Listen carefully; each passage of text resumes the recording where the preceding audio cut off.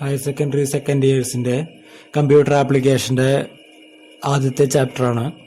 Focus പോയിന്റിനെ അടിസ്ഥാനപ്പെടുത്തിയാണ് നമ്മൾ ഈ ചാപ്റ്റർ തയ്യാറാക്കിയിരിക്കുന്നത്. വളരെ പ്രധാനപ്പെട്ട പോയിന്റ്സുകൾ മാത്രം ഉൾപ്പെടുത്തിക്കൊണ്ട് ആണ് ഈ ചാപ്റ്റർ മുന്നോട്ട് പോകുന്നത്. നമ്മൾ ഹയർ സെക്കൻഡറി ഫസ്റ്റ് ഇയറിൽ പഠിച്ച പാഠഭാഗങ്ങളുടെ തന്നെ കുറേ ഭാഗങ്ങൾ ഈ ആദ്യത്തെ ചാപ്റ്ററിൽ ഉൾപ്പെടുത്തിയിട്ടുണ്ട്. As an introduction to C++ program നമുക്കതിനൊന്ന് റിവ്യൂ ചെയ്തു നോക്കാം. റിവ്യൂ ഓഫ് C++ പ്രോഗ്രാമിംഗ് എന്നാണ് ഈ ചാപ്റ്ററിൻ്റെ പേര്. നമുക്ക് തുടങ്ങാം. ആദ്യത്തേത് ക്യാരക്ടർ സെറ്റാണ്. ഏതൊരു ലാംഗ്വേജ് പഠിക്കുമ്പോഴും ഏതൊരു ഭാഷ നമ്മൾ കൈകാര്യം ചെയ്യുമ്പോഴും അതിലെ ഏറ്റവും അടിസ്ഥാനപരമായിട്ട് നമ്മൾ അതിലെ അക്ഷരങ്ങൾ ആണ് സൂചിപ്പിക്കാറ്. അക്ഷരങ്ങളുടെ ഒരു കൂട്ടം, അതാണ് ക്യാരക്ടർ സെറ്റ്. അതായത് ഒരു ലാംഗ്വേജ് പഠിക്കുമ്പോൾ നമ്മൾ ആ ലാംഗ്വേജിൽ ഉപയോഗിക്കുന്ന അക്ഷരങ്ങൾ അതിൻ്റെ ഒരു കൂട്ടമാണ് ക്യാരക്ടർ സെറ്റ് എന്ന് പറയുന്നത്. ഇപ്പോൾ നമ്മൾ മലയാളം ഭാഷ ഉപയോഗിക്കുമ്പോൾ മലയാളം ഭാഷയിലെ 56 അക്ഷരങ്ങൾ, അതോടൊപ്പം തന്നെ അതിന് ഉപയോഗിക്കാൻ പറ്റുന്ന ചില ചിഹ്നങ്ങൾ, അക്കങ്ങൾ എല്ലാം ചേർന്നാണ് മലയാള ഭാഷയുടെ ക്യാരക്ടർ സെറ്റ്. അപ്പോൾ നമ്മൾ C++ൽ അത് പഠിക്കുമ്പം C++ലും പ്രോഗ്രാമുകൾ രചിക്കുന്നതിന് ഇതുപോലെ ഒരു ക്യാരക്ടർ സെറ്റ് ഡിഫൈൻ ചെയ്ത് വെച്ചിട്ടുണ്ട്. അപ്പോൾ ആ ക്യാരക്ടർ സെറ്റിലെ അക്ഷരങ്ങളും ചിഹ്നങ്ങളും മാത്രമേ നമുക്ക് C++ പ്രോഗ്രാമിൽ ഉപയോഗിക്കാൻ പറ്റുള്ളൂ. നമുക്ക് നോക്കാം.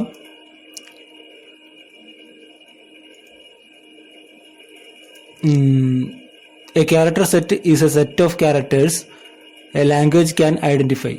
ഒരു ലാംഗ്വേജിൽ ഉപയോഗിക്കുന്ന സെറ്റ് ഓഫ് ക്യാരക്ടേഴ്സ് ആണ് ക്യാരക്ടർ സെറ്റ് എന്ന് പറയുന്നത്. It is also known as alphabet of A programming language. ഒരു പ്രോഗ്രാമിംഗ് ലാംഗ്വേജിലുള്ള ആൽഫബറ്റ്, അതായത് ആൽഫബറ്റ് അതായത് നമ്മുടെ അക്ഷരങ്ങൾ ആണ് എന്ത് ക്യാരക്ടർ സെറ്റിൽ ഉൾപ്പെടുത്തിയിരിക്കുന്നത്. ഇപ്പം നമ്മൾ C++ കമ്പൈലറിൽ ആസ്കി എന്ന് പറയുന്ന ക്യാരക്ടർ സെറ്റാണ് നമ്മൾ ഉപയോഗിക്കുന്നത്. ആസ്കിയുടെ full form American standard code for information interchange. അതൊരു സ്റ്റാൻഡേർഡ് ക്യാരക്ടർ സെറ്റാണ്.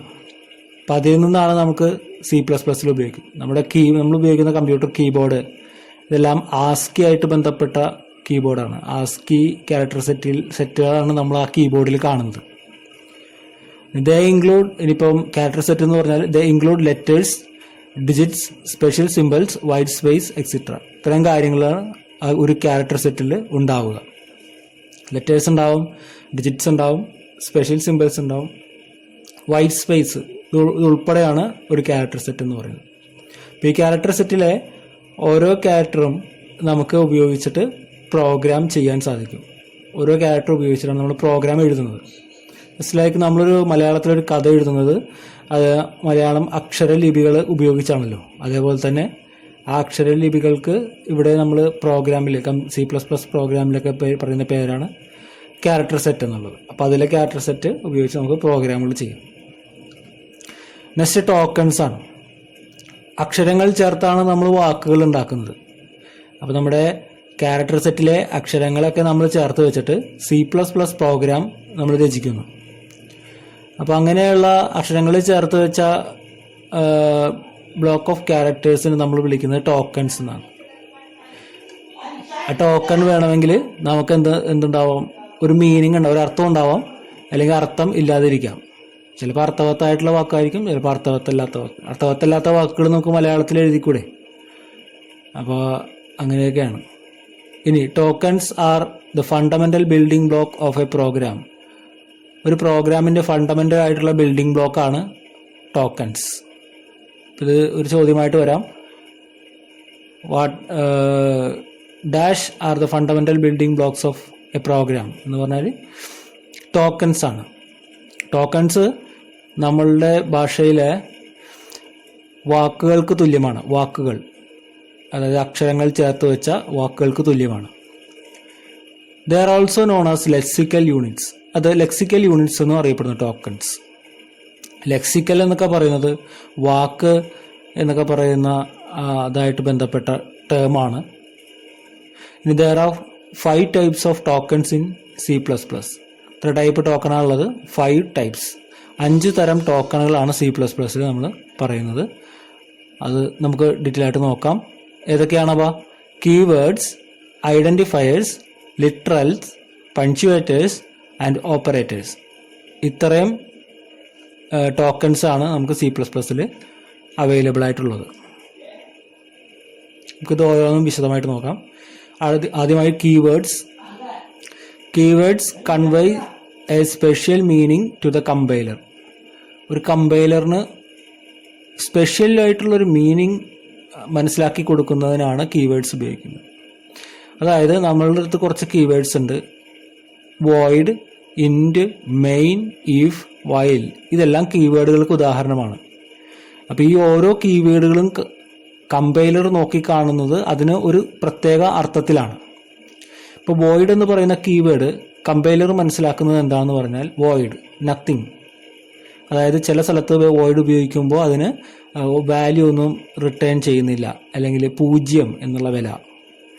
ഇൻറ്റ്, INT എന്ന് പറയുന്ന ഒരു കീവേഡ് കമ്പൈലർ കണ്ടു കഴിഞ്ഞാൽ അതൊരു ഇൻറ്റിജർ ആണ് എന്ന് മനസ്സിലാക്കും. മെയിൻ എന്ന് പറയുന്ന കീവേഡ് കണ്ടു കഴിഞ്ഞാൽ അത് നമ്മുടെ പ്രോഗ്രാമിൻ്റെ സ്റ്റാർട്ടിംഗ് ആണെന്ന് മനസ്സിലാക്കും. സ്റ്റാർട്ടിംഗ്, മെയിൻ ഫംഗ്ഷൻ ആണെന്ന് മനസ്സിലാക്കും.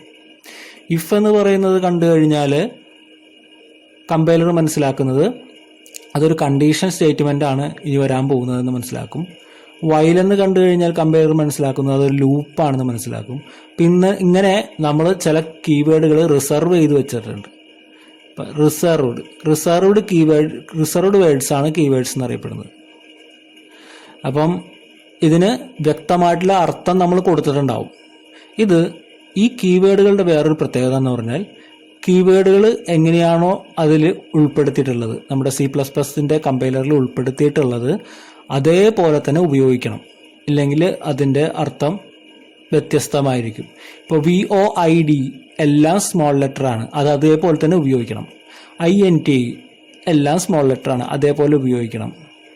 മെയിൻ ഇതൊക്കെ അതേപോലെ തന്നെ ഉപയോഗിക്കണം. അതാണ് കീവേഡിൻ്റെ ഒരു പ്രത്യേകത. നമ്മുടെ C++ൽ 63 കീവേഡ്സ് ഉൾപ്പെടുത്തിയിട്ടുണ്ട്. ഇതേപോലെ 63 കീവേഡ്സ് ഉൾപ്പെടുത്തിയിട്ടുണ്ട്. ഈ കുറച്ച് കീവേഡുകളുടെ ഉദാഹരണങ്ങൾ നിങ്ങൾ പഠിച്ചു വെക്കണം.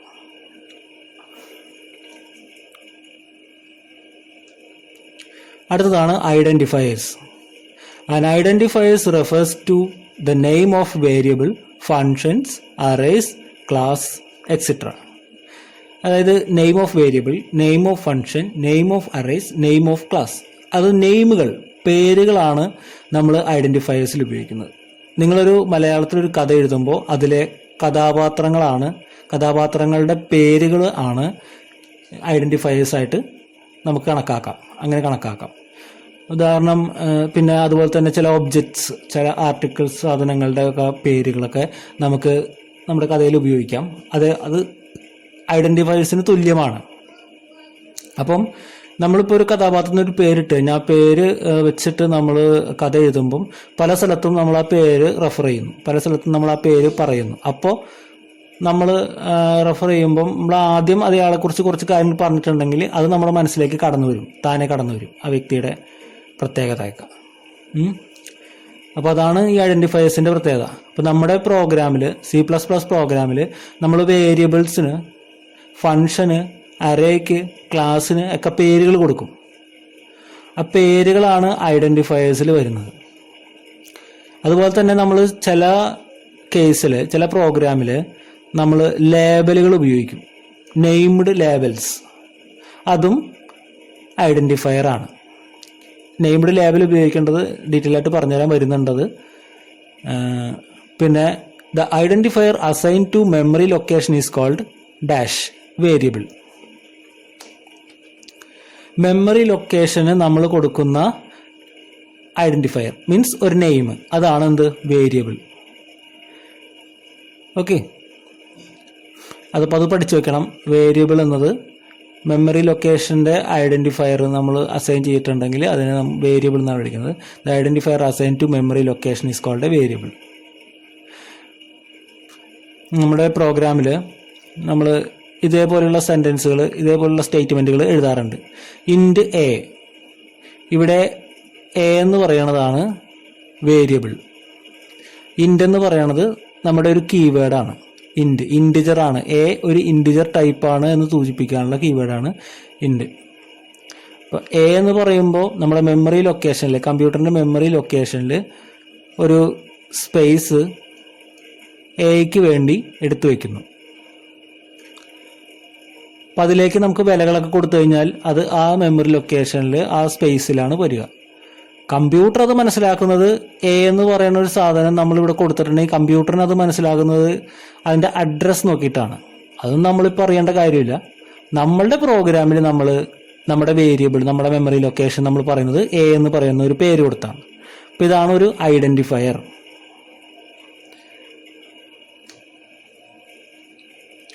അടുത്തത് ഐഡൻറ്റിഫയേഴ്സിന് പേരുകൾ നൽകുമ്പോഴുള്ള ചില നിബന്ധനകളാണ്.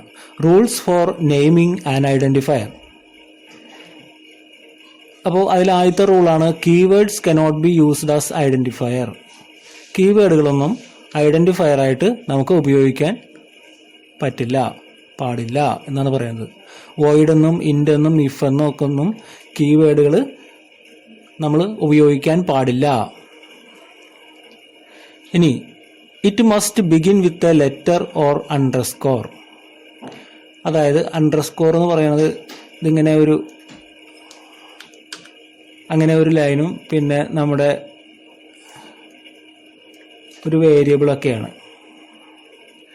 അപ്പോൾ ഇങ്ങനെയൊക്കെ നമുക്ക് അണ്ടർസ്കോർ വെച്ചിട്ട് ഒരു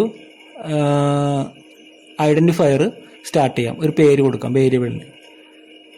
അണ്ടർസ്കോർ നം അങ്ങനെയൊക്കെ പേര് കൊടുക്കാം. അണ്ടർസ്കോർ എ, അങ്ങനെ അണ്ടർസ്കോർ വെച്ച് തുടങ്ങാം. അണ്ടർസ്കോർ മാത്രമാണ് നമുക്കൊരു ചിഹ്നമായിട്ട് ഉപയോഗിക്കാൻ സാധിക്കുന്നത് ഈ വേരിയബിൾ നെയിം. ഇനി special symbols used should not be used except underscore. Underscore ഒഴികെയുള്ള സ്പെഷ്യൽ സിംബലുകൾ ഒന്നും നമ്മുടെ പ്രോഗ്രാമിൽ ഉപയോഗിക്കാൻ, നമ്മുടെ ഐഡൻറ്റിഫയർ ആയിട്ട് നമുക്ക് സെലക്ട് ചെയ്യാൻ പറ്റില്ല. ഇപ്പോൾ ആംബ്രസെൻറ്റ്, ഹാഷ്, ഡോളർ ഇതൊക്കെ സ്പെഷ്യൽ സിംബലുകളാണ്. അതൊന്നും നമ്മുടെ ഐഡൻറ്റിഫയർ ആയിട്ട് നമുക്ക് വെക്കാൻ സാധിക്കില്ല. പക്ഷേ അണ്ടർസ്കോർ നമുക്ക് വെച്ച് തുടങ്ങാനും ഇടയിൽ വെക്കാനും സാധിക്കും, ഇടയിലും വെക്കാം. ഇവിടെ special symbol should not be used എന്ന് പറഞ്ഞാൽ തുടക്കത്തിലേ ഉപയോഗിക്കാൻ പാടില്ല എന്ന് മാത്രമല്ല, ഈ വേരിയബിളിൻ്റെ, ഈ ഐഡൻറ്റിഫയറിൻ്റെ ഒരു സ്ഥലത്ത് പോലും ഉപയോഗിക്കാൻ പാടില്ല. തുടക്കത്തിലോ ഒടുക്കത്തിലോ നടുക്കോ ഒന്നും സ്പെഷ്യൽ സിംബൽസ് കടന്നു വരാൻ പാടില്ല. അടുത്തതാണ് upper case and lower case letters R treated separately. അതായത് ഇതിനെ കേസ് സെൻസിറ്റീവ് എന്നാണ് വിളിക്കുന്നത്. അപ്പർ കേസും ലോവർ കേസും എല്ലാം പ്രത്യേകം ട്രീറ്റ് ചെയ്യുന്നു. അതായത് അപ്പർ കേസിൽ ഇപ്പോൾ നമ്മൾ ആഡ് എന്ന് പറയുന്ന ഒരു ഫംഗ്ഷന് പേര് കൊടുക്കുന്നു. അതായത് ആഡ് എന്ന് പറയുന്ന ഒരു ഐഡൻറ്റിഫയർ നമ്മൾ സെലക്ട് ചെയ്യുന്നു. അതിൽ എ ക്യാപിറ്റൽ ലെറ്റർ നമ്മൾ സെലക്ട് ചെയ്തു. എല്ലാം സ്മോൾ ലെറ്ററാണ് സെലക്ട് ചെയ്യുന്നത് എങ്കിൽ നമ്മൾ എവിടെ നമ്മുടെ പ്രോഗ്രാമിൽ എവിടെ നമ്മൾ ആഡ് ഫംഗ്ഷൻ ഉപയോഗിക്കുന്നുവോ അപ്പോഴെല്ലാം ഇതേപോലെ ഉപയോഗിക്കണം. അല്ലെങ്കിൽ അത് വേറെ ആഡാണ്, വേറെ ഫംഗ്ഷനോ വേറെ വേരിയബിളോ ആയിട്ട് ട്രീറ്റ് ചെയ്യും. അപ്പോൾ അതാണ് കേസ് സെൻസിറ്റീവ് എന്ന് പറയുന്നത്. ഇത് അപ്പർ കേസിൽ എ, വലിയക്ഷരം എ, ബാക്കി രണ്ട് ഡികൾ ചെറുത്. ഓക്കെ, അതാണ് കേസ് സെൻസിറ്റീവ് എന്ന് പറയുന്നത്. ഇനി only characters, digits and underscore are allowed in the name of identifier. നമ്മൾ നേരത്തെ പറഞ്ഞ പോലെ ക്യാരക്ടർ ഉപയോഗിക്കാം, അണ്ടർസ്കോർ ഉപയോഗിക്കാം, ഒരു നമ്പർ 1 എന്ന് പറയുന്ന നമ്പറൊക്കെ ഉപയോഗിക്കാം. ഇത് മാത്രമേ നമുക്ക് ഒരു ഐഡൻറ്റിഫയറിന് നമുക്ക് കൊടുക്കാൻ സാധിക്കുകയുള്ളൂ. ഇത് വെച്ചുള്ള കുറച്ച് ചോദ്യങ്ങളൊക്കെ ചോദിക്കാൻ സാധ്യതയുണ്ട് പരീക്ഷയിൽ. വ്യക്തമായിട്ട് ഇത് മനസ്സിലാക്കി പോകണം. നമുക്ക് ചില ഐഡൻറ്റിഫയേഴ്സ് നോക്കാം. വാലിഡ് ആയിട്ടുള്ള കുറച്ച് ഐഡൻറ്റിഫയേഴ്സിൻ്റെ എക്സാമ്പിൾ ഞാൻ എഴുതിയിട്ടുണ്ട്. STR എന്ന് പറയുന്നത് കുഴപ്പമില്ല, കാരണം ഇത് ആൽഫബറ്റിലാണ് തുടങ്ങിയിരിക്കുന്നത്. STR ആൽഫബറ്റിലാണ് ഫുള്ളും, കുഴപ്പമില്ല, തുടക്കം S ആണ്. ഇനി അണ്ടർസ്കോർ വെച്ച് തുടങ്ങാം. അണ്ടർസ്കോർ വെച്ച് തുടങ്ങിയിരിക്കുന്നു. STD നെയിം എന്ന് പറയുന്ന ഒരു ഐഡൻറ്റിഫയർ, അത് വാലിഡ് ആണ്. ഇനി നമ്പർ 5 അക്കങ്ങൾ ഉപയോഗിച്ചിട്ട് നോക്കാം. അക്കങ്ങൾ വെച്ച് തുടങ്ങാൻ പാടില്ലെന്നേ പറഞ്ഞിട്ടുള്ളൂ. അക്കങ്ങൾ വെച്ച് അവസാനിപ്പിക്കാം, അക്കങ്ങൾ ഇനി ഇടയ്ക്ക് വരാം, ഒരു കുഴപ്പമില്ല. ഓക്കെ, അപ്പോൾ ഇത് വാലിഡ് ഐഡന്റിഫയർ ആണ്. എന്താ കണ്ടീഷൻ? ഒരു ആൽഫബറ്റിൽ അല്ലെങ്കിൽ ഒരു അണ്ടർസ്കോറിൽ മാത്രം തുടങ്ങാൻ പാടുള്ളൂ എന്നുള്ളൂ, വേറെ കുഴപ്പങ്ങളൊന്നുമില്ല. ഇനി അണ്ടർസ്കോർ ഇതിനിടയ്ക്ക് വന്നിരിക്കുന്നു, A_KAR എന്ന് പറയുന്ന ഒരു ഐഡന്റിഫയർ, പ്രോബ്ലം ഇല്ല, നമുക്ക് ഉപയോഗിക്കാം. ഇനി ഇതൊക്കെയാണ് വാലിഡ് ആയിട്ടുള്ള കുറച്ച് ഐഡന്റിഫയേഴ്സ്. ഇനി നമുക്ക് ഇൻവാലിഡ് ആയിട്ടുള്ള കുറച്ച് ഐഡന്റിഫയേഴ്സ് നോക്കാം. ഇവയാണ് ഇൻവാലിഡ് ആയിട്ടുള്ള കുറച്ച് ഐഡന്റിഫയേഴ്സ്. ഇതിനകത്ത് ആദ്യത്തെ ഐഡന്റിഫയർ ഇൻവാലിഡ് ആകാനുള്ള കാരണം അത് നമ്പർ വെച്ച് തുടങ്ങിയേക്കണം, 5 വെച്ച് തുടങ്ങിയേക്കണം, അതുകൊണ്ട് അത് ഇൻവാലിഡ് ആണ്.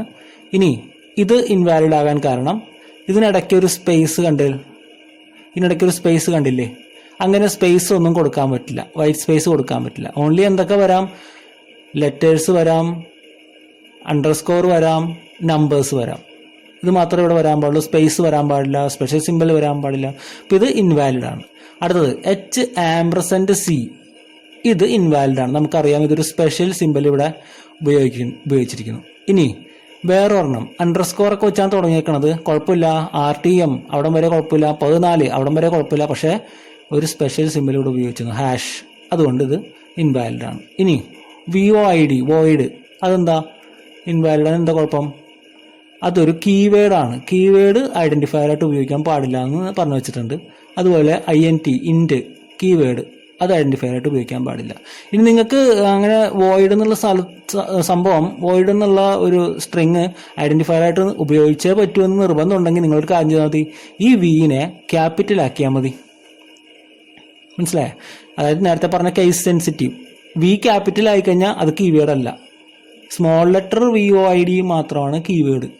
അതുപോലെ ഇൻഡിജറിലെ I ക്യാപിറ്റലാക്കുക അല്ലെങ്കിൽ N ക്യാപിറ്റൽ മൊത്തത്തിൽ ക്യാപിറ്റലാക്കുക, ഒരു കുഴപ്പമില്ല. അപ്പോൾ അത് വേറെ വേരിയബിളിന് പേരായിട്ട് നമുക്ക് കൊടുക്കാൻ സാധിക്കും. കാരണം സ്മോൾ ലെറ്റർ INT എന്ന് പറഞ്ഞത് മാത്രമാണ് കീവേഡായിട്ട് ഉള്ളത്. ഓക്കെ, അടുത്തതാണ് literals. Literals are data items whose values do not change during execution of the program. Literals എന്ന് പറഞ്ഞാൽ ഒരു ഡാറ്റ ഐറ്റമാണ്, അതിൻ്റെ വാല്യൂ പ്രോഗ്രാം എക്സിക്യൂഷൻ സമയത്ത് ചേഞ്ച് ചെയ്യില്ല, അതായത് കോൺസ്റ്റൻ്റ് ആയിരിക്കും. അങ്ങനത്തെ ചില ടോക്കൺസ് ഉണ്ട്, അങ്ങനത്തെ ചില വാക്കുകളുണ്ടല്ലോ, അതിൻ്റെ വില കോൺസ്റ്റൻ്റ് ആയിരിക്കും, അത് മാറില്ല, അതെപ്പോഴും അത് തന്നെയായിരിക്കും അതിൻ്റെ അർത്ഥവും അതിൻ്റെ വിലയും. അപ്പോൾ they are also called constants. അവ കോൺസ്റ്റൻസ് എന്നും അറിയപ്പെടുന്നു. ലിറ്ററൽസ് എന്ന് പറഞ്ഞാൽ കോൺസ്റ്റൻസ്. ഇനി നമുക്ക് എത്ര തരത്തിലുള്ള ലിറ്ററൽസ് ഉണ്ട്? Integer constants, character constants, floating point constants, string constant, ഇത്രയും കോൺസ്റ്റൻസ് ഉണ്ട്. അപ്പോൾ 4 തരം കോൺസ്റ്റൻസ് ആണ്, 4 ടൈപ്സ് ഓഫ് കോൺസ്റ്റൻസ് ആണ് നമുക്ക് അവൈലബിൾ ആയിട്ടുള്ളത്, അല്ലെങ്കിൽ 4 ടൈപ്സ് ഓഫ് ലിറ്ററൽസ് ആണ് നമുക്ക് അവൈലബിൾ ആയിട്ടുള്ളത്. ആദ്യത്തേത് ഇൻഡിജർ കോൺസ്റ്റൻറ്റ്, രണ്ടാമത്തത് character constant, floating point constant, string constant, ഇങ്ങനെ 4 ഉള്ളത്. ഓരോന്നും നമുക്ക് വിശദമായിട്ട് നോക്കാം. ആദ്യത്തേത് ഇൻഡിജർ കോൺസ്റ്റൻ്റ് ആണ്. ഇൻഡിജർ എന്ന് പറഞ്ഞാൽ അറിയാലോ, നമ്മൾ നമ്പർ, ഹോൾ നമ്പർ, നമ്മുടെ സംഖ്യാ സമ്പ്രദായത്തിലെ നമ്പർ. അപ്പോൾ A number without fractional part ആണ് ഇൻഡിജർ കോൺസ്റ്റൻ്റ് ആയിട്ട് വരുന്നത്. ഫ്രാക്ഷണൽ പാർട്ട് എന്താണ്? പോയിൻ്റൊക്കെ, ഡെസിമൽ പോയിൻ്റൊക്കെ ഇട്ട് എഴുതുന്നത്. ഇപ്പോൾ 3.14 എന്നൊക്കെ എഴുതുന്നതൊക്കെ ഫ്രാക്ഷണൽ പാർട്ടാണ്. അപ്പോൾ അതിൽ ആ 3.14 3 എന്ന് പറയുന്ന ഇൻഡിജർ പാർട്ടും പോയിന്റിന് ശേഷമുള്ള 14 എന്ന് പറയുന്നത് ഫ്രാക്ഷണൽ പാർട്ടും. ഓക്കെ, അപ്പോൾ അങ്ങനത്തെ പോയിൻ്റൊക്കെ ഇടാത്ത സംഖ്യകളാണ് നമ്മൾ ഇതിനകത്ത് ഉപയോഗിക്കുന്നത്, ഇൻഡിജർ കോൺസ്റ്റൻറ്റിൽ നമ്മൾ ഉപയോഗിക്കുന്നത്. അത് ഹോൾ നമ്പർ ആയിട്ടാണ് സാധാരണ ഉപയോഗിക്കാറ്. ഇനി there are 3 types of integer constants. അതെങ്ങനെയാണ് ടൈപ്പ് വന്നതെന്ന് പറഞ്ഞാൽ, നമുക്കൊരു ഇൻഡിജറിനെ നമുക്ക് ഡെസിമൽ ആയിട്ട് റെപ്രസെൻ്റ് ചെയ്യാം, ഒക്ടൽ ആയിട്ട് റെപ്രസെൻ്റ് ചെയ്യാം, ഹെക്സാഡെസിമലൊക്കെ ആയിട്ട് റെപ്രസെൻ്റ് ചെയ്യാം, ഇല്ലേ? ഒരു ഡെസിമൽ നമ്പറിനെ ഇങ്ങനെയൊക്കെ റെപ്രസെൻ്റ് ചെയ്യാം. അപ്പോൾ ഇതൊക്കെ കോൺസ്റ്റൻ്റ് ആണ്. ഓക്കെ, അപ്പോൾ ഇങ്ങനെ 3 തരം ഇൻഡിജർ കോൺസ്റ്റൻസ് നമുക്ക് ഉണ്ട്. ഡെസിമലും ഒക്ടലോ ഹെക്സാഡെസിമലും ഒന്നും ഇപ്പോൾ ഡീറ്റെയിൽ ആയിട്ട് പഠിക്കേണ്ട. അതൊരു നമ്പർ സിസ്റ്റമാണ്, വേറെ ഒരു നമ്പർ സിസ്റ്റം. നമ്മൾ ഉപയോഗിക്കുന്നത് സാധാരണ ഡെസിമൽ കോൺസ്റ്റൻസ് ആണ്. ഡെസിമൽ കോൺസ്റ്റൻസ് ആണ് നമ്മൾ ഉപയോഗിക്കാറ് സാധാരണ. ഓക്കെ, അടുത്തതാണ് ക്യാരക്ടർ കോൺസ്റ്റന്റ്. വളരെ ഇമ്പോർട്ടൻ്റ് ആണ്, ഇത് പരീക്ഷയ്ക്ക് ചോദിക്കാൻ സാധ്യതയുണ്ട്, എല്ലാവരും തെറ്റിക്കാനും സാധ്യതയുണ്ട്. A character constant is enclosed within single quotation mark. ഇവിടെയാണ് അതിൻ്റെ പോയിന്റ് കിടക്കുന്നത്. സിംഗിൾ കൊട്ടേഷൻ മാർക്കിനുള്ളിലാണ് ക്യാരക്ടർ കോൺസ്റ്റന്റ് വെക്കുന്നത്. പിന്നെ എ ക്യാരക്ടർ, ഒരു ക്യാരക്ടർ ഉപയോഗിക്കാൻ പാടുള്ളൂ കേട്ടോ. അപ്പം നോക്കിയേ, ഒരു ഉദാഹരണം നോക്കിയേ. എ എന്ന് പറയുന്നത് സ്മോൾ ലെറ്റർ എ, അതിനെ സിംഗിൾ കൊട്ടേഷൻ മാർക്ക് കൊണ്ട് എഴുതിയിരിക്കുന്നതായിട്ട് ശ്രദ്ധിക്കാം. ശ്രദ്ധിച്ചല്ലോ. ബി എന്ന് പറയുന്നത് ഒരു ക്യാരക്ടർ മാത്രമേ ഉള്ളൂ, അതിനെ സിംഗിൾ കോട്ട്സിൽ എഴുതിയിരിക്കുന്നു. അപ്പം ഇങ്ങനെയാണ് ക്യാരക്ടർ കോൺസ്റ്റന്റ്. അപ്പോൾ ക്യാരക്ടർ കോൺസ്റ്റന്റ് പ്രത്യേകത അത് സിംഗിൾ കോട്ട്സിനുള്ളിലായിരിക്കും, മാത്രമല്ല ഒരു ക്യാരക്ടറെ അറ്റ് എ ടൈം നമുക്ക് ഉപയോഗിക്കാൻ പറ്റുള്ളൂ. അതാണ് ക്യാരക്ടർ കോൺസ്റ്റന്റ് എന്ന് പറയുന്നത്. അടുത്തത് ഫ്ലോട്ടിംഗ് പോയിന്റ് കോൺസ്റ്റന്റ് ആണ്. ഫ്ലോട്ടിംഗ് പോയിന്റ് കോൺസ്റ്റന്റ് എന്നാൽ റിയൽ കോൺസ്റ്റന്റ്സ് എന്നും അറിയപ്പെടുന്നു. Floating point constants also known as real constant. അപ്പോൾ ഫ്ലോട്ടിംഗ് പോയിന്റ് കോൺസ്റ്റന്റ് നേരത്തെ പറഞ്ഞു, ഫ്ലോട്ടിംഗ് പോയിന്റ് നമ്പർ എന്നൊക്കെ പറഞ്ഞാൽ ഡെസിമൽ ഭാഗമുള്ള നമ്പറുകളാണ്, അതായത് ഫ്രാക്ഷൻ ഉൾപ്പെടെയുള്ള നമ്പറുകളാണ്. ഓക്കെ, 3.14 അതൊരു ഡെസിമൽ, അതൊരു ഫ്ലോട്ടിംഗ് പോയിന്റ് നമ്പറാണ്, ദശാംശ സംഖ്യയാണ്. അപ്പോൾ അങ്ങനത്തെ നമ്പറുകളാണ് ഫ്ലോട്ടിംഗ് പോയിന്റ് കോൺസ്റ്റന്റ് ആയിട്ട് വരുന്നത്. Floating point constants are represented in mantissa and exponent parts. Just ഒന്ന് മനസ്സിലാക്കിയിരുന്നാൽ മതി, മാൻഡിസ ആൻഡ് എക്സ്പോണന്റ് പാർട്ടിലാണ് ഉപയോഗിക്കുന്നത്. മാൻഡിസ എക്സ്പോണന്റ് പാർട്ടൊക്കെ നമ്മൾ 10ാം ക്ലാസ്സിൽ പഠിച്ചതാണ്. അപ്പോൾ അതൊന്ന് ജസ്റ്റ് ഒന്ന് ഓർത്തുന്നാൽ മതി. ആ രീതിയിലാണ് റെപ്രസെന്റ് ചെയ്യുന്നത്. വലിയ ഇമ്പോർട്ടൻ്റ് ഒന്നുമില്ല ഇതിനകത്ത്. അടുത്തത് വളരെ ഇമ്പോർട്ടൻ്റ് ആണ്. നേരത്തെ പറഞ്ഞ ക്യാരക്ടർ കോൺസ്റ്റന്റ് പോലെ തന്നെ വളരെ ഇമ്പോർട്ടൻ്റ് ആണ് string constant. A string constant is enclosed within double quotation mark. അതാണ് പോയിന്റ്. ഒരു സ്ട്രിംഗ് കോൺസ്റ്റന്റ് എന്ന് പറഞ്ഞാൽ ഡബിൾ കൊട്ടേഷൻ മാർക്കിനുള്ളിൽ നമ്മൾ റെപ്രസെന്റ് ചെയ്യുന്ന ക്യാരക്ടർ, സെറ്റ് ഓഫ് ക്യാരക്ടറാണ്. അപ്പോൾ സ്ട്രിംഗ് എന്ന് പറയുമ്പോൾ തന്നെ അതൊരു സെറ്റ് ഓഫ് ക്യാരക്ടറാണ്. സ്ട്രിംഗ് എന്ന് പറയുന്നത് സെറ്റ് ഓഫ് ക്യാരക്ടേഴ്സ് ആണ്. അപ്പോൾ നോക്കിയേ, every string in C++ is terminated by a special character called null terminating character. കേട്ടോ, നൾ ക്യാരക്ടർ എന്നും നൾ ടെർമിനേറ്റിംഗ് ക്യാരക്ടർ എന്നൊക്കെ പറയുന്നത് ഈ /0 ആണ്. ശ്രദ്ധിക്കുക, /0 എഴുതുന്നത് ഇങ്ങനെ ഒരു സ്ലാഷ് ആണ് ഉപയോഗിച്ചിരിക്കുന്നത്. പിന്നെ 0 ഇതാണ് കറക്റ്റ് ആയിട്ടുള്ളത്. നേരെ തിരിച്ചുള്ള സ്ലാഷ് ഉപയോഗിക്കരുത്. അപ്പോൾ അതൊക്കെ പരീക്ഷയ്ക്ക് ചോദിക്കാൻ സാധ്യതയുണ്ട്. /0ന്റെ ഉപയോഗമാണ് ഇവിടെ പ്രധാനമായിട്ട് അറിഞ്ഞിരിക്കേണ്ടത്. ഒരു സ്ട്രിങ് കോൺസ്റ്റന്റ് അതിൻ്റെ അവസാനം കാണിക്കുന്നത്, അതിൻ്റെ എൻഡിങ് കാണിക്കുന്നത് /0 ഉപയോഗിച്ചാണ്. ഇവിടെ ഒരു ഉദാഹരണം കൊടുത്തിരിക്കുന്നു. സ്ട്രിംഗ് കോൺസ്റ്റന്റ് ആണ്. കാരണം എന്താണ്, ഡബിൾ കോഡ്സിനുള്ളിലാണ് സെറ്റ് ഓഫ് ക്യാരക്ടേഴ്സ് എടുത്തു വെച്ച് സ്ട്രിംഗ് കോൺസ്റ്റന്റ് ഉണ്ടാക്കിയിരിക്കുന്നത്. ഓക്കെ, അപ്പോൾ ഇതിൻ്റെ അവസാനം, ഇത് ശരിക്കും പറഞ്ഞാൽ നമ്മൾ കാണുന്നത് ABC എന്ന് മാത്രമാണ്. പക്ഷേ നമ്മുടെ C++ കമ്പൈലർ ഇതിനെ നോക്കി കാണുന്നത് ABC/0. ഒരു /0 കൂടി ഇവിടെ ഉൾപ്പെടുത്തിയിട്ടുണ്ട്, നമ്മളത് കാണുന്നില്ല എന്നേ ഉള്ളൂ. അതുപോലെ ഒബ്ജക്ട്സിൻ്റെ അവസാനം /0 കൂടി ഉൾപ്പെടുത്തിയിട്ടാണ്. അതെന്തിനാന്ന് പറഞ്ഞാൽ ഈ സ്ട്രിങ് ഇവിടെ തീരുകയാണ്, ഇതിൻ്റെ അവസാനം കാണിക്കാൻ വേണ്ടിയിട്ടാണ് /0 ഉപയോഗിക്കുന്നത്. ഈ /0 പ്രത്യേകം നോക്കുക. അതിൻ്റെ പേര് എന്ന് പറയുന്നത് നൾ ടെർമിനേറ്റിംഗ് ക്യാരക്ടർ. ഇവിടെ നൾ ക്യാരക്ടർ എന്നാണ് എഴുതിയിരിക്കുന്നത്, അതായാലും മതി. നൾ ടെർമിനേറ്റിംഗ് ക്യാരക്ടർ എന്നാണ് ഫുള്ളായിട്ട് അതിൻ്റെ പേര്. അപ്പോൾ ഇതിൻ്റെ ഉപയോഗം എന്താണെന്ന് വെച്ചാൽ ഒരു സ്ട്രിംഗ് കോൺസ്റ്റന്റിൻ്റെ എൻഡിങ് റെപ്രസെൻ്റ് ചെയ്യാൻ വേണ്ടിയാണ് നൾ ടെർമിനേറ്റിംഗ് ക്യാരക്ടർ ആയ /0 നമ്മൾ ഉപയോഗിക്കുന്നത്. ഓക്കെ, അപ്പോൾ സ്ട്രിങ്ങിൻ്റെ പ്രത്യേകത പഠിക്കുക. ഒരു ക്യാരക്ടർ അല്ല, ഇവിടെ ഒരു ഗ്രൂപ്പ് ഓഫ് ക്യാരക്ടർ വരും. അതോടൊപ്പം തന്നെ ഡബിൾ കോഡ്സ് നമ്മൾ ഉൾപ്പെടുത്തിയിട്ടുണ്ടാകും. ഇനിയിപ്പോൾ ഇവിടെ സ്പേസ് ഒക്കെ കൊടുക്കണമെങ്കിൽ കൊടുക്കാം കേട്ടോ. ഇവിടെ സ്പേസ് ഒക്കെ ഇത് ആക്സെപ്റ്റബിൾ ആണ്. ഡബിൾ കോഡ്സിനുള്ളിൽ സ്പേസ് ഒക്കെ എടുത്തു കഴിഞ്ഞാലും അതൊരു സ്ട്രിംഗ് കോൺസ്റ്റന്റ് ആണ്, ഒരു കുഴപ്പമില്ല. പക്ഷെ ഡബിൾ കോഡ്സ് കൊടുക്കണം എന്ന് മാത്രം. ഓക്കെ, അടുത്തതാണ് ഓപ്പറേറ്റേഴ്സ്. ഓപ്പറേറ്റേഴ്സിനെ പറ്റിയുള്ള പ്രധാന ചോദ്യം ഓപ്പറേറ്റേഴ്സിനെ ക്ലാസിഫൈ ചെയ്യാനാണ്. ഓപ്പറേറ്റേഴ്സിനെ ക്ലാസിഫൈ ചെയ്യാനാണ് പ്രധാനപ്പെട്ട ചോദ്യം. പക്ഷേ ഇത് ഒരു 50% കുട്ടികളും ഇത് തെറ്റിക്കാൻ സാധ്യതയുണ്ട്. കാരണം 2 തരത്തിൽ ഓപ്പറേറ്റേഴ്സിനെ ക്ലാസിഫൈ ചെയ്യുന്നുണ്ട്. ചോദ്യം മുഴുവനായിട്ട് വായിച്ചു നോക്കണം, എന്നിട്ട് വേണം ഈ ക്ലാസിഫിക്കേഷൻ ഏതാണ് എഴുതേണ്ടതെന്ന് തീരുമാനിക്കും. 2 തരത്തിലാണ് ക്ലാസിഫൈ ചെയ്യുന്നത്. ഓക്കെ, അപ്പോൾ അതിക്ക് മുമ്പ് നമുക്ക് ഓപ്പറേറ്റർ എന്താണെന്ന് നോക്കിക്കളയാം. ഓപ്പറേറ്റർ എന്ന് പറയുന്നത് is a symbol operator is a symbol used to perform a special task എന്നാണ് പറയുന്നത്. ഒരു പ്രത്യേക ഉദ്ദേശത്തോടു കൂടി നമ്മൾ ഉപയോഗിക്കുന്ന സിമ്പലാണ് എന്ത്? ഓപ്പറേറ്റർ. സിമ്പിൾസ് നിങ്ങൾക്ക് അറിയാവുന്നതാണ്. ഓപ്പറേറ്റർ, മാത്തമാറ്റിക്കൽ ഓപ്പറേറ്ററൊക്കെ പ്ലസ് മൈനസ് അങ്ങനത്തെയൊക്കെ നമ്മൾ എഴുതാറുള്ളതാണ്. റൂട്ട് അല്ലേ, സ്ക്വയർ റൂട്ട്, അങ്ങനത്തെ ഓപ്പറേറ്ററൊക്കെ നമ്മൾ എഴുതാറുള്ളതാണ്. അപ്പം അത് തന്നെ ഇതിൻ്റെ അർത്ഥം ഒരു സിമ്പിൾ കൊടുക്കുന്നു, ഒരു പ്രത്യേക ഫംഗ്ഷന് വേണ്ടി അല്ലെങ്കിൽ ഒരു പ്രത്യേക ടാസ്കിന് വേണ്ടി നമ്മൾ ഒരു സിമ്പിൾ കൊടുക്കുന്നു. അതാണ് ഓപ്പറേറ്റർ.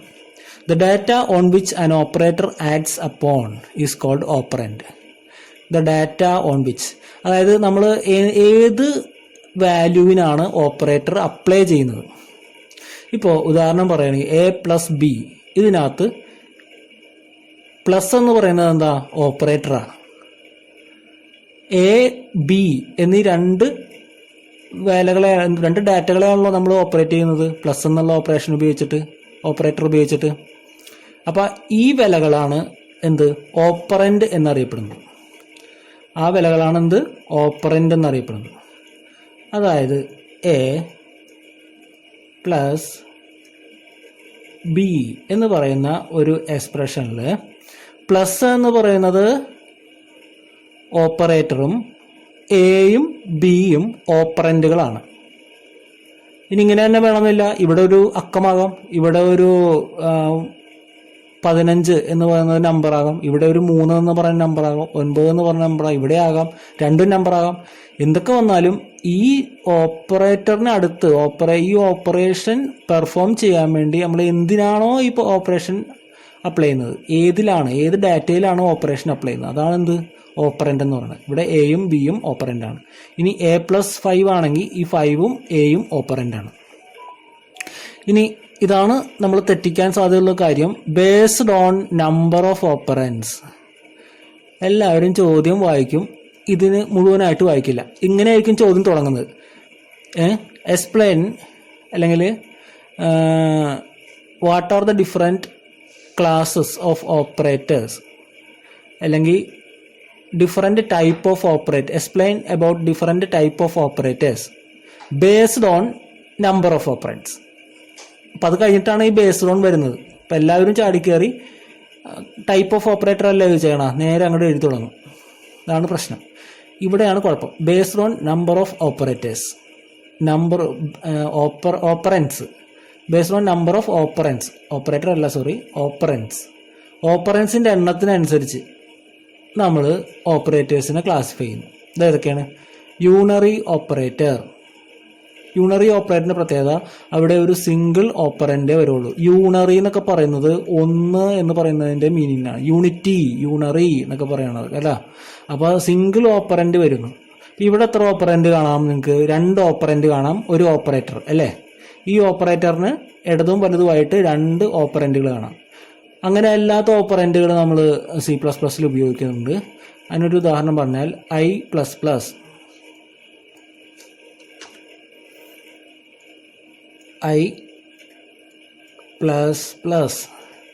ഇതൊരു സിംഗിൾ ഓപ്പറൻ്റ് ആണ്. I എന്ന് പറയുന്നത് ഒറ്റൊരു ഓപ്പറൻ്റ് മാത്രമേ ഇതിനകത്തുള്ളൂ. ഈ ഓപ്പറേഷനിൽ I എന്ന് പറയുന്ന ഒറ്റൊരു ഓപ്പറൻ്റ് മാത്രമേ ഉള്ളൂ. ഈ പ്ലസ് എന്ന് പറയുന്നത് ഒരുമിച്ചാണ് കേട്ടോ. ഇത് പ്ലസ് ഓരോന്നും സെപ്പറേറ്റ് എടുക്കരുത്. പ്ലസ് എന്നുള്ളത് ഒരുമിച്ച് ഒറ്റൊരു ഓപ്പറേറ്ററാണ്. ഇവിടുത്തെ ഓപ്പറേറ്റർ ഏതാ?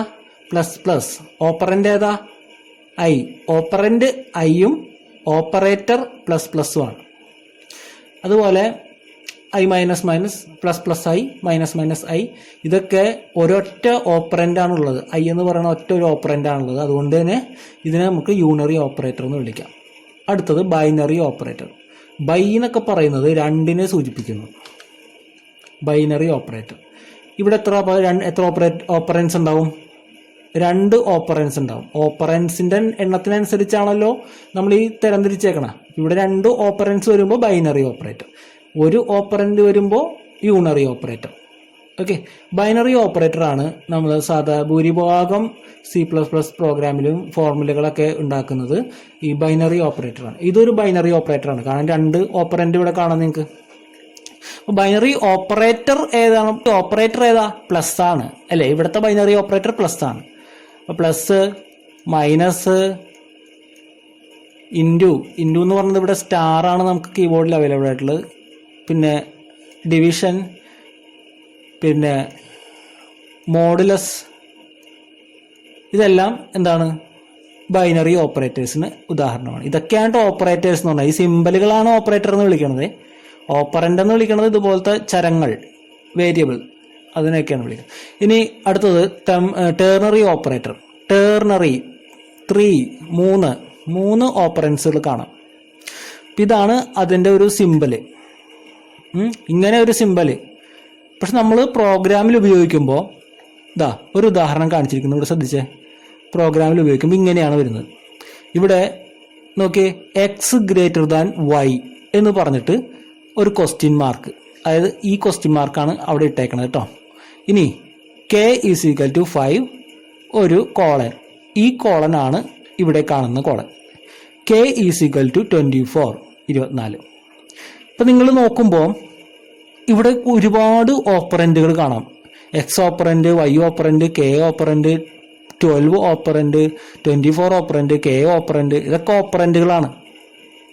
അപ്പോൾ നോക്കുമ്പോൾ ഇത് ഇവിടെ ഇങ്ങനെ ടേർണറി ആവുന്നത് 3 ഓപ്പറൻസ് മാത്രമല്ലേ നമുക്ക് ടേർണറിയിൽ അലൗഡ് ആയിട്ടുള്ളത്. അപ്പോൾ നിങ്ങൾ ചിന്തിക്കേണ്ടത് എന്താണെന്ന് വെച്ചാൽ ഇത് മൊത്തത്തിൽ ഒരു ഗ്രൂപ്പ് ഓഫ് ഓപ്പറൻറ്റ്, അതിനൊരു ഓപ്പറൻ്റ് ആയിട്ടാണ് ട്രീറ്റ് ചെയ്യുന്നത്. ഇനി ഈ ക്വസ്റ്റ്യൻ മാർക്കിന് ശേഷം അടുത്ത ഓപ്പറൻറ്റ്, ഇനി ഈ കോളന് ശേഷം അടുത്ത ഓപ്പറൻറ്റ്, ഇതിനൊക്കെ വ്യക്തമായിട്ടുള്ള അർത്ഥങ്ങളൊക്കെ ഉണ്ട്. ഇതിൻ്റെ അർത്ഥം ഇതാണ്. ഇങ്ങനൊരു സ്റ്റേറ്റ്മെൻറ്റ് കണ്ടു കഴിഞ്ഞാൽ C++ മനസ്സിലാക്കുന്നത് ഇതാണ്. എക്സ് ഗ്രേറ്റർ ദാൻ വൈ, എക്സിന് എന്തൊക്കെയോ വിലയുണ്ട്, വൈക്ക് എന്തൊക്കെയോ വിലയുണ്ട്, അതൊന്നും നമ്മളിപ്പോൾ നോക്കുന്നില്ല. എക്സ് ഗ്രേറ്റർ ദാൻ വൈ ആണെങ്കിൽ അതാണ് ഇതാ ചോദിച്ചത് വേണ്ട, ചോദ്യം കണ്ടില്ലേ? ആണെങ്കിൽ കെയുടെ വില 12 ആക്കുക. പിന്നെ ബാക്കി അങ്ങോട്ട് നോക്കണ്ട. ഇനി എക്സ് ഗ്രേറ്റർ ദാൻ വൈ അല്ലെങ്കിൽ കെയുടെ വില 24 ആക്കുക എന്നാണ് ഇതിൻ്റെ അർത്ഥം. ഇത് ശരിയാണെങ്കിൽ, എക്സ് ഗ്രേറ്റർ ദാൻ വൈ ആണെങ്കിൽ കെയുടെ വില 12 ആക്കുക. എക്സ് ഗ്രേറ്റർ ദാൻ വൈ തെറ്റാണെങ്കിൽ കെയുടെ വില 24 ആക്കുക. 12 അല്ല 24 ആക്കണം. ഇതാണ് അതിൻ്റെ മീനിങ്. ഓക്കെ. ഇനി അടുത്ത classification based on nature of operation. അതായത് ഒരു ഓപ്പറേഷൻ്റെ പ്രത്യേകത അനുസരിച്ച്, നേച്ചർ ഓഫ് ഓപ്പറേഷൻ അനുസരിച്ച് നമുക്ക് വീണ്ടും നമ്മുടെ ഓപ്പറേറ്റേഴ്സിനെ arithmetic, relational and logical operators എന്ന രീതിയിൽ 3 തരത്തിൽ തിരിക്കാം. നേരത്തെ പറഞ്ഞത് based on number of operands. അപ്പോൾ 3 തരം ഉണ്ടായിരുന്നു: യൂണറി, ബൈനറി, ടെർണറി. നേരത്തെ കണ്ട ടെർണറി ഓപ്പറേറ്റർ, അത് ഒരൊറ്റ ടെർണറി ഓപ്പറേറ്ററെ നമ്മൾ C++ൽ ഉപയോഗിച്ച് കണ്ടിട്ടുള്ളൂ കേട്ടോ. ഒറ്റ ടെർണറി ഓപ്പറേറ്റർ, അത് ഇതാണ്, 1 and only 1 ആണ്. പിന്നെ അത് യൂണറി, ബൈനറി, ടെർണറി, അതെന്തിൻ്റെ അടിസ്ഥാനത്തിലാണ്? നമ്പർ ഓഫ് ഓപ്പറൻസിൻ്റെ അടിസ്ഥാനത്തിൽ. ഇവിടെ നേച്ചർ ഓഫ് ഓപ്പറേഷൻ്റെ അടിസ്ഥാനത്തിൽ നമുക്ക് ഓപ്പറേറ്റേഴ്സിനെ 3 ആയിട്ട് തിരിക്കാം: arithmetic, relational and logical operator. നോക്കാം. അരിത്തമെറ്റിക് ഓപ്പറേറ്റേഴ്സ് നിങ്ങൾക്ക് അറിയാവുന്നതാണ്. Mathematical operators, plus, minus, into, star, slash, ഇതൊക്കെയാണത് അരിത്തമെറ്റിക് ഓപ്പറേറ്റേഴ്സ്. നിങ്ങൾ വെറുതെ മാത്തമാറ്റിക്കൽ ഓപ്പറേറ്റേഴ്സ് എന്നൊക്കെ മാത്തമാറ്റിക്കൽ ഓപ്പറേറ്റേഴ്സ് എന്നൊക്കെ പറഞ്ഞ് മനസ്സിലാക്കിയിരുന്നാൽ മതി. Arithmetic operators are used for addition, subtraction, multiplication and division. Mathematical operations ചെയ്യാൻ വേണ്ടിയിട്ടുള്ള. ഇനി C++ provides a special operator. അത് നിങ്ങൾ പഠിച്ചിരിക്കണം. അതിനെ നമ്മൾ ഇങ്ങനെയാണ് ഇടുന്നത്. ഇത് സാധാരണ കണ്ടു കഴിഞ്ഞാൽ എല്ലാവരും പെർസെൻറ്റേജ് എന്നാണ് വിചാരിക്കുന്നത്.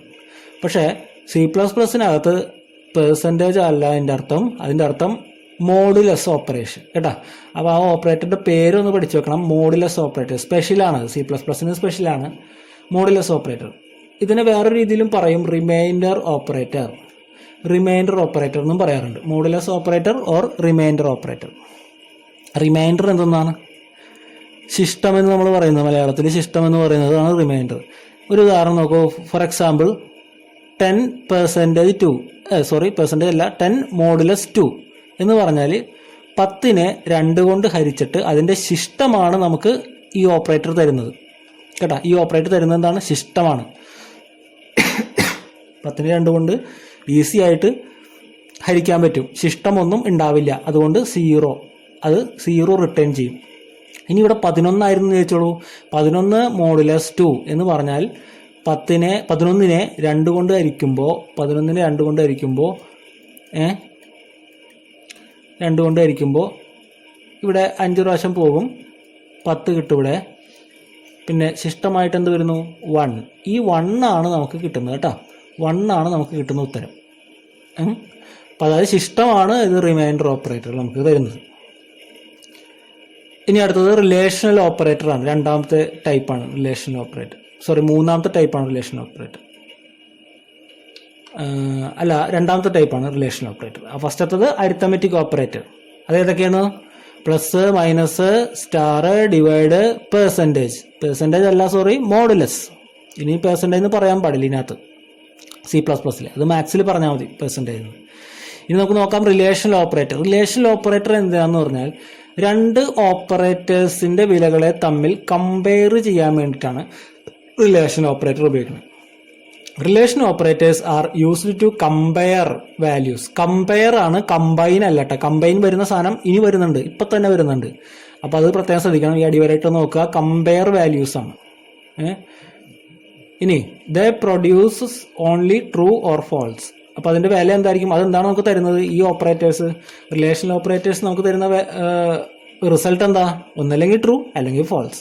2 വിലകൾ തമ്മിൽ കമ്പയർ ചെയ്യുമ്പോൾ ട്രൂ ഓർ ഫോൾസ്. ഈ കമ്പാരിസൺ നമ്മൾ ഉപയോഗിക്കുന്ന ഓപ്പറേറ്റേഴ്സ് ഏതൊക്കെയാണെന്ന് അറിയണ്ടേ? ഇതൊക്കെയാണ് കമ്പാരിസൺ നമ്മൾ ഉപയോഗിക്കുന്ന ഓപ്പറേറ്റേഴ്സ്. ലെസ് ദാൻ എല്ലാവർക്കും അറിയാവുന്നതാണ്. 2 ഓപ്പറൻസുകൾ അപ്പുറത്ത് ഇട്ടിട്ടുണ്ടാവും. A ലെസ് ദാൻ 5, A 5നേക്കാളും ചെറുതാണോ? ആണെങ്കിൽ ആണോ എന്നല്ലേ ചോദിക്കണത്. അപ്പോൾ ഒന്നല്ലെങ്കിൽ ട്രൂ അല്ലെങ്കിൽ ഫോൾസ്. ഇനി x greater than y, x വൈനേക്കാളും വലുതാണോ? അതെ അല്ലെങ്കിൽ അല്ല, യെസ് അല്ലെങ്കിൽ നോ, അല്ലേ? ഇതിനെ വേറെ രീതിയും പറയും. ട്രൂ ആണെങ്കിൽ 1, ഫാൾസ് ആണെങ്കിൽ 0 എന്നും പറയാം. ആ രീതിയിൽ പോകുന്നതാണ് റിലേഷണൽ ഓപ്പറേറ്റേഴ്സ് കേട്ടോ. ഓക്കെ, അതുപോലെ less than equal to, greater than equal to എന്നൊക്കെ പറയുന്ന ഓപ്പറേറ്റേഴ്സ് നമുക്കുണ്ട്. ഇതൊക്കെ റിലേഷണൽ ഓപ്പറേറ്റേഴ്സ് ആണ്. റിലേഷണൽ ഓപ്പറേറ്റേഴ്സിന് എക്സാമ്പിൾ പഠിച്ചു വെക്കണം, പരീക്ഷയ്ക്ക് വരാൻ സാധ്യതയുണ്ട്. ഈ എക്സാമ്പിളുകളൊക്കെ ഒന്ന് നോക്കി വെക്കണം. താഴത്ത് നിന്നിരിക്കുന്നതിൽ റിലേറ്റീവ് ഓപ്പറേറ്റർ ഏത് എന്നൊക്കെ ചോദ്യങ്ങൾ വരാം. എളുപ്പമാക്കുന്ന പരീക്ഷയാണ്, അതുകൊണ്ട് ഇതൊക്കെ കയറി വരാം. ഇനി ലോജിക്കൽ ഓപ്പറേറ്റേഴ്സ് ആണ്. Logical operators are allow us to combine 2 or more conditions. ഇവിടെ കണ്ട, ഇവിടെ ഇതാണ് പ്രത്യേകത ഉള്ളത്. നേരത്തെ കമ്പയർ 2 വാല്യൂസ് ആണ്, ഇവിടെ കമ്പൈൻ 2 or more കണ്ടീഷൻസ് ആണ്. 2 കണ്ടീഷനുകളെ കമ്പയർ ചെയ്യുന്നു. കണ്ടീഷനുകൾ എന്ന് പറഞ്ഞാൽ നമ്മൾ നേരത്തെ കണ്ട റിലേഷണൽ ഓപ്പറേറ്റേഴ്സ് തന്നെയാണ് കണ്ടീഷനിൽ ഉപയോഗിക്കണം നമ്മൾ കേട്ടോ.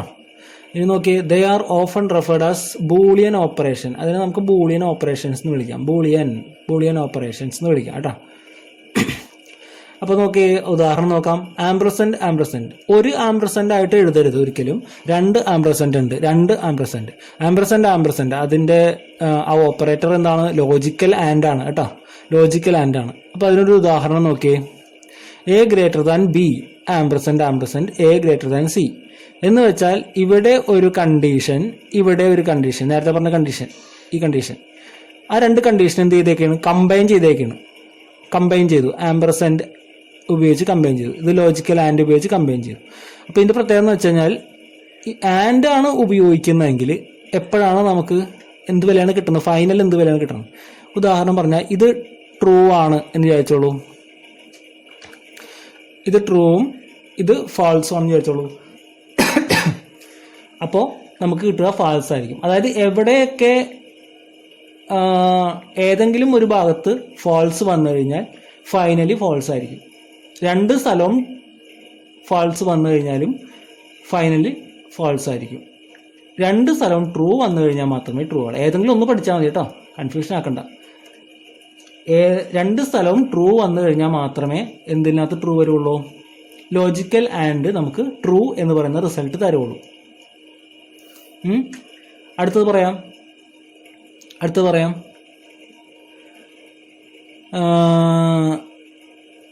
ഓറാണ്.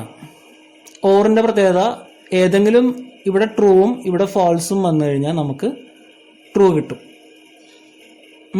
അപ്പോൾ നമുക്ക് എളുപ്പത്തിന് ഇതേപോലെ തന്നെ എളുപ്പത്തിന് നമുക്ക് പറയാം, ഇവിടെ ഫോൾസും ഇവിടെ ഫോൾസും വന്നു കഴിഞ്ഞാൽ മാത്രമേ നമുക്ക് എന്ത് കിട്ടുള്ളൂ, ഫൈനൽ റിസൾട്ടിൽ ഫോൾസ് കിട്ടുള്ളൂ കേട്ടോ.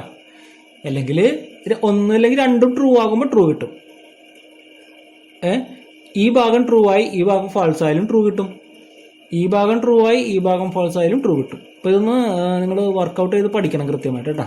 ബാക്കി എല്ലാ വിലകളൊക്കെ ഇട്ട് നോക്കുക, ബാക്കി എല്ലാ കണ്ടീഷൻ നോക്കുക. ഇതാണ് ഇതിൻ്റെ മെയിൻ ആയിട്ടുള്ള കണ്ടീഷൻ. രണ്ട് സ്ഥലവും ട്രൂ വന്നു കഴിഞ്ഞാൽ റിസൾട്ട് ട്രൂ, രണ്ട് വശവും ഫാൾസ് വന്നു കഴിഞ്ഞാൽ റിസൾട്ട് ഫാൾസ്. അല്ലാത്തപ്പോൾ എന്തായിരിക്കും, ഇവിടെയൊക്കെ ട്രൂ ആയിരിക്കും. അല്ലാത്ത വേറെ എന്ത് ഇട്ട് കൊടുത്തു, ഇത് ട്രൂ ആക്കി നോക്കിയോ, ഇവിടെ ട്രൂ ആയിരിക്കും. അപ്പോൾ അങ്ങനെ ഒരു ടേബിൾ പോലെ നിങ്ങൾ എഴുതി വയ്ക്കുക. അടുത്തത് നോട്ടാണ്, നോട്ട്, ലോജിക്കൽ നോട്ട്. വേണ്ട, ഇതാണ് സിമ്പിൾ കേട്ടോ. ഈ സിമ്പിളാണ് ഉപയോഗിക്കുന്നത്, ഒരു എക്സ്ക്ലമേഷൻ മാർക്കിൻ്റെ സിമ്പിളാണ്. അപ്പോൾ അതിൻ്റെ റെപ്രസെൻറ്റേഷൻ ഒരു ഉദാഹരണം പറഞ്ഞാൽ ഇതാണ്, not a less than b എന്ന് വെച്ചാൽ എ ലെസ് ദാൻ ബിക്ക് ഒരു വില കിട്ടും, ട്രൂ അല്ലെങ്കിൽ ഫാൾസ് എന്നൊക്കെ പറഞ്ഞൊരു വില കിട്ടും. ഇത് ട്രൂ ആണ് കിട്ടുന്നതെങ്കിൽ, a less than b true ആണെങ്കിൽ അതിൻ്റെ ഓപ്പോസിറ്റ് ആയിരിക്കും ഈ നോട്ട് തരുന്നത്, നോട്ട് തിരിച്ചുള്ളതായിരിക്കും തരുന്നത്. അപ്പോൾ നോട്ട് ട്രൂവിനെ എന്താക്കും, ഫാൾസ് ആക്കും. അപ്പോൾ ഇതിൻ്റെ റിസൾട്ട് നമുക്ക് ഫാൾസ് ആണ് കിട്ടുക. ഇനി a less than b false ആയിരുന്നെങ്കിലോ ഈ നോട്ട് എന്താക്കും, അതിനെ ട്രൂ ആക്കും, എന്നിട്ട് നമുക്ക് ട്രൂ കിട്ടും. ഓക്കെ, അപ്പോൾ ഇത്രയുമാണ് ഇന്നത്തെ ക്ലാസ്സിൽ നമ്മൾ ഉൾപ്പെടുത്തിയിരിക്കുന്നത്. ഇനി അടുത്ത ക്ലാസ്സിൽ